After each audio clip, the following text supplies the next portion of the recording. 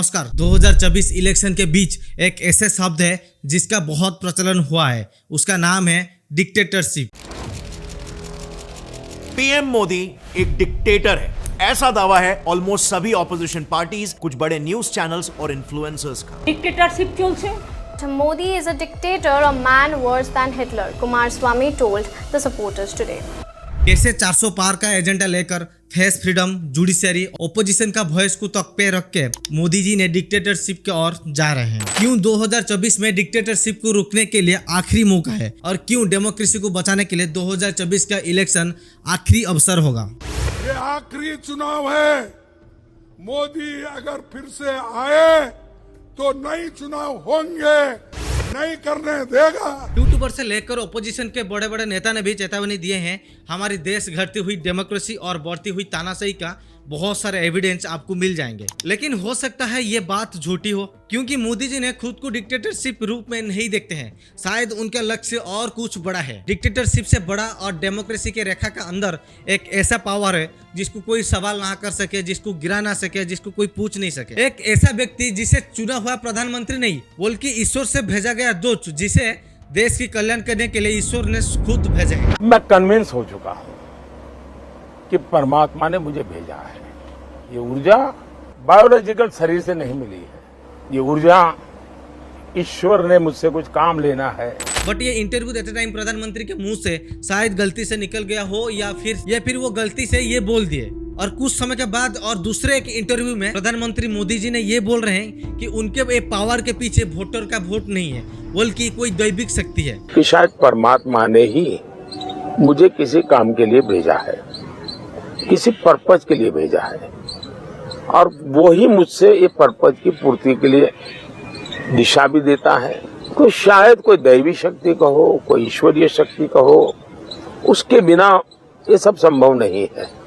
तो मैं तो उसी के हवाले हूँ, लेकिन वो दिखता। बिल्कुल सही बात। ये सुप्रीम पावर किसी को दिखता नहीं, ठीक जैसे अनएम्प्लॉयमेंट, मणिपुर के वायलेंस, लद्दाख क्राइसिस, फार्मर के प्रोटेस्ट एमएसपी के लिए और बढ़ती हुई महंगाई। लेकिन सोचने वाली बात यह है, हमारी प्रधानमंत्री जिनके पास दैविक शक्ति है, अगर वो ये सारे प्रॉब्लम को सॉर्ट आउट नहीं कर सकते तो ऑपोजिशन का लीडर और ऑपोजिशन पार्टी क्या इसको सॉर्ट आउट कर सकते हैं। और इसके दूसरे साइड से देखा जाए तो मैं प्रधानमंत्री मोदी जी को हमारे देश की प्रधानमंत्री ही मानता हूँ, जो साधारण जनता ने चुने हैं। लेकिन मोदी परिवार के भक्त मोदी जी को प्रधानमंत्री नहीं बल्कि भगवान मानते हैं।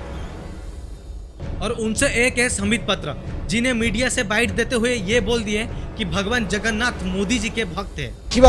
लक्षाधि लोक आछंती मोदी भक्त जगन्नाथ आमे सब होचु मोदी। इससे लेकर ओडिशा के चीफ मिनिस्टर नवीन पटनायक जी ने कड़ी आलोचना की, और उसके बाद उड़ीसा के जनता ने और उसके बाद उड़ीसा के लोग ने भी संबित पात्रा के ऊपर बहुत गुस्सा दिखाया। और कुछ समय के बाद संबित पात्रा ने मीडिया के सामने माफी मांगे और बोल दिया कि ये स्लिप ऑफ टंग है। अनजाने में हुए एक स्लिप ऑफ टंग के लिए भी मुझे महाप्रभु जी से क्षमा याचना करनी चाहिए।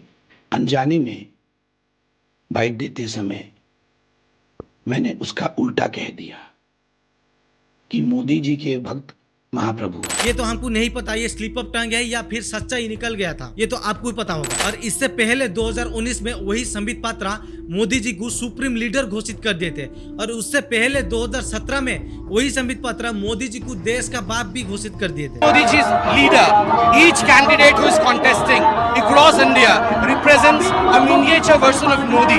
We are fighting not with our name, we are fighting with the name of our supreme leader Narendra Modi. Modi ji आपके चाचा हैं क्या? मेरे चाचा नहीं, तो कौन है? इस देश के बाप हैं, इस देश के बाप हैं। 2017 में देश का बाप, 2019 में सुप्रीम लीडर और 2024 में सीधा सुप्रीम गॉड घोषित कर दिए। इनसे इंस्पायर होके अमित जी ने संबित पात्रा से कंपटीशन करते करते ये बोल दिए कि सदियों से फेमस कोणार्क टेम्पल आज फेमस हुआ है मोदी जी के बदले। दुनिया भर के नेता मोदी जी के साथ हाथ मिलाकर फोटो खिंचाते थे।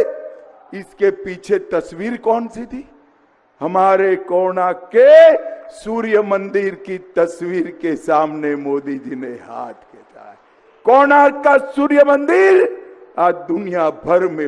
लेकिन ये समझ में नहीं आ रहा है कि हमारी देश में धर्म को रक्षा करने वाले आज क्यों खुद भगवान बनने में लगे हुए हैं। लेकिन सोचने वाली बात ये है, ये पूरा खेल झूठा भी हो सकता है सत्ता में बने रहने के लिए। ये सुनकर आप परेशान मत होइए, क्योंकि बीजेपी का प्लान ये पहले से ही ऐसे चलता आ रहा है, बस अभी उसका क्लाइमैक्स है। पहले से ही बीजेपी का सोशल मीडिया के हैंडल में मोदी जी को भगवान का रूप दे दिया गया है।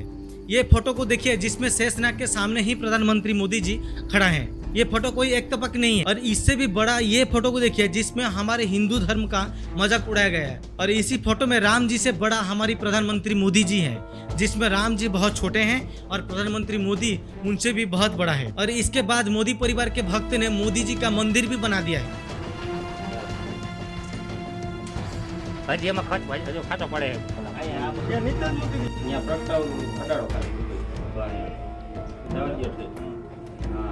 भारत माता की जय। और इसके चलते हुए मोदी जी प्रधानमंत्री कम और भगवान ज्यादा लग रहे हैं। प्रधानमंत्री मोदी जिनको भगवान विष्णु जी के अवतार भी बोल दिया गया है। और इसी बाइट्स को हमारी मेन स्ट्रीम के मीडिया उनकी हेडलाइन पे बार बार चलाते आ रहे हैं, जिसके चलते हुए जो अहम जनता है उनका ऊपर ये असर पड़े कि ताकि वो भी प्रधानमंत्री मोदी जी को भगवान मानने बैठ जाए।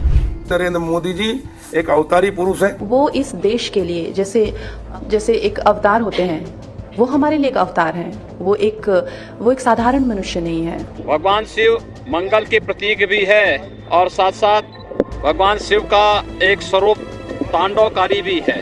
और मुझे ये कहने में कतई संकोच नहीं है कि प्रधानमंत्री जी के ऊपर निश्चित ही किसी दैवीय शक्ति की कृपा है। और इसमें आपका क्या राय है? आप एक बार कमेंट करके मुझे बताएं। मोदी जी प्रधानमंत्री है कि भगवान है? और दूसरा सेकंड में ये बताए जो एक अच्छा नेता प्रधानमंत्री बनकर हमारे देश का अच्छे काम करे, अदरवाइज जो ऐसे नेता है जिसके पास सुप्रीम पावर है और वो हमारे देश में प्रधानमंत्री बनकर हमारे देश के लिए काम करे। Thanks for watching. Please do subscribe, hit the bell icon for upcoming my new video. धन्यवाद।